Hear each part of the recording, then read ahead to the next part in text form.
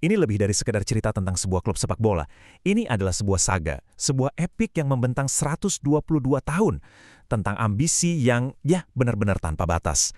Ini kisah tentang bagaimana sebuah ide sederhana yang lahir di lapangan tanah kosong bisa meledak menjadi sebuah kerajaan raksasa yang mendefinisikan ulang olahraga ini.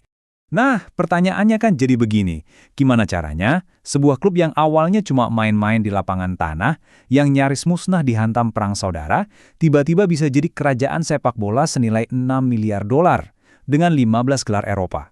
Jawabannya ternyata cuma satu kata, ambisi. Awalnya sangat sederhana. Kita mundur ke tahun 1897, bayangin aja cuma sekumpulan orang main bola di lapangan tanah. Terus di tahun 1902, mereka akhirnya resmi jadi Madrid Football Club. Nah, di tahun 1920, ceritanya jadi lebih keren nih. Mereka dapat gelar Real, yang artinya kerajaan, langsung dari Raja Alfonso XIII. Tapi semua kemegahan awal itu hampir lenyap. Perang saudara Spanyol datang dan menghancurkan segalanya. Pemain-pemainnya hilang, stadion hancur lebur, klub ini serius berada di ambang kepunahan. Dan dari abu kehancuran itulah muncul seorang visioner, namanya Santiago Bernabeu. Dia bukan sekedar presiden klub biasa loh, bukan. Dia adalah sang arsitek agung, orang yang menanamkan mimpi-mimpi yang kelihatannya mustahil langsung ke dalam DNA Real Madrid. Cetak birunya? Wah, ini revolusioner tapi sekaligus sederhana banget. Langkah pertama, bangun stadion kelas dunia yang dia sebut sebagai katedral sepak bola. Keren kan? Langkah kedua, datangkan pemain-pemain terbaik di planet ini. Dimulai dari sang maestro Alfredo Di Stefano. Dan langkah ketiga, yang paling gila dan ambisius, taklukan Eropa. Dan mereka benar-benar melakukannya. Mereka menaklukkan Eropa bukan cuma sekali, tapi 5 kali berturut-turut. Dari tahun 1956 sampai 1960. 5. Coba deh bayangin, di era modern ini, rekor kayak gitu rasanya mustahil buat dipecahkan. Sejak saat itu, mereka bukan lagi sekedar klub sepak bola. Mereka adalah dinasti pertama di Eropa. Nah, puncaknya era ini ada di final tahun 1960. Sebuah pertandingan yang legendaris. Skornya 7-3. Ngelawan Eintracht Frankfurt di depan 127.000 penonton. Di Stefano bikin 3 gol, Ferenc Puskás bikin 4. Gila! Pertandingan inilah yang ngenalin gaya sepak bola Real Madrid yang spektakuler ke seluruh dunia. Sampai sekarang, final itu dikenang sebagai final terhebat yang pernah dimainkan. Tapi, ya seperti roda yang berputar, setelah puncak kejayaan yang begitu tinggi, datanglah kejatuhan yang sangat-sangat panjang. Sebuah cobaan yang benar-benar menguji kesabaran satu generasi penuh, penantian selama 32 tahun. Coba deh bayangin, 32 tahun. Itu artinya ada satu generasi fans yang tumbuh dewasa tanpa pernah sekalipun melihat klub kesayangan mereka mengangkat Piala Eropa. Rasa rindu, kehampaan, itu yang menyelimuti Stadion Bernabeu. Sang raksasa Eropa seolah-olah tertidur pulas. Sampai akhirnya tahun 1998, La Septima, trofi yang ke-7, cuma butuh 1 gol. 1 gol dari Predrag Mijatovic ke gawang Juventus untuk mengakhiri kutukan 32 tahun itu. Itu bukan cuma kemenangan, teman-teman. Itu adalah kelahiran kembali. Momen di mana semua beban terangkat yang membuktikan kalau Real Madrid sudah kembali ke tahtanya. Kebangkitan ini melahirkan sebuah era baru yang gila-gilaan di bawah pimpinan Presiden Florentino Perez. Filosofinya berani banget, namanya Galacticos. Idenya simple, tiap tahun rekrut satu superstar paling besar di dunia. Datanglah Figo, Zidane, Ronaldo, Beckham. Tujuannya bukan cuma menang di lapangan, tapi juga mendominasi panggung dunia. Dan momen puncak, mahakarya dari era Galactico pertama ini, wah, ini bukan sekedar gol. Ini adalah sebuah karya seni.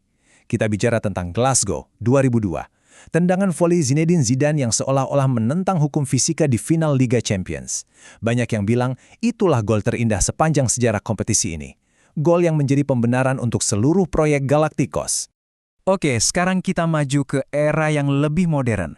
Sebuah dinasti baru yang dibangun di atas obsesi, keajaiban, dan dominasi yang jujur saja belum pernah kita lihat sebelumnya di panggung Eropa. Setelah 12 tahun penantian lagi, obsesinya cuma satu, La Decima, gelar ke-10. Final tahun 2014, ketegangan luar biasa. Madrid tertinggal 1-0. Waktu terus berjalan sampai menit ke-93. Mimpi itu sepertinya sudah hancur. Tapi kemudian, Sergio Ramos melompat. Sebuah sundulan di detik-detik terakhir. Sundulan itu menyelamatkan segalanya dan membuka jalan untuk kemenangan telak 4-1. Lalu, sang maestro, Zinedine Zidane, kembali, kali ini sebagai manajer. Dan apa yang dia lakukan? Sesuatu yang dianggap mustahil. Dia membawa Madrid menjuarai Liga Champions 3 kali berturut-turut, 2016, 2017, 2018. Mereka adalah satu-satunya tim di era modern yang bisa melakukan itu. Zaman keemasan baru telah dimulai. Nah, kalau Anda benar-benar mau melihat apa itu DNA Real Madrid dalam satu musim, kita harus lihat perjalanan mereka di Liga Champions tahun 2022. Ini bukan sepak bola, ini adalah serangkaian keajaiban yang benar-benar menentang semua logika. Lawan PSG, tertinggal agregat 2-0. Waktu sisa 30 menit, game over kan? Harusnya. Tapi tidak untuk Madrid. Tiba-tiba Karim Benzema meledak, hat-trick, hingga dalam 17 menit. Stadion Bernabeu bergemuruh hebat. Anda pikir itu sudah gila? Tunggu dulu. Lawan Manchester City, situasinya lebih nggak masuk akal. Tertinggal agregat 5-3 di menit ke-90. Pertandingan udah selesai kan? Sudah pasti. Tapi tiba-tiba, Rodrigo mencetak 2 gol hanya dalam 2 menit. Memaksa perpanjangan waktu. Ini bukan lagi soal taktik. Ini murni keyakinan. Inilah DNA Real Madrid. Dan inilah yang paling luar biasa. Mentalitas juara ini seolah diwariskan dalam sebuah rantai komando yang tak pernah putus. Obor dari Di Stefano dioper ke Raul. Dari Raul ke Cristiano Ronaldo. Dari Ronaldo ke Karim Benzema.